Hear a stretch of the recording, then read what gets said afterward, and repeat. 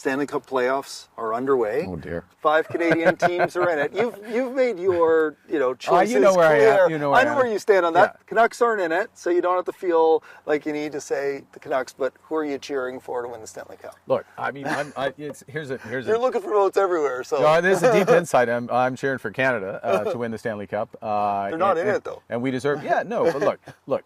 You got to be loyal. I think I'm an Oilers fan. I'm cheering for the Oil, but look, the Oil versus one of our Eastern teams. Like, you know what's going to be tough?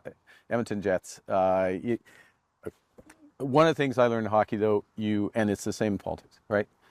It's each shift. You never look too far ahead in terms of, and certainly in this election, we're working to earn every vote. The Stanley Cup playoffs are about to begin. A lot of Canadians are going to watch. Yeah. There's 5 Canadian teams that are in the playoffs here. Vancouver's not one of them. Who are you rooting for in the Stanley Cup playoffs?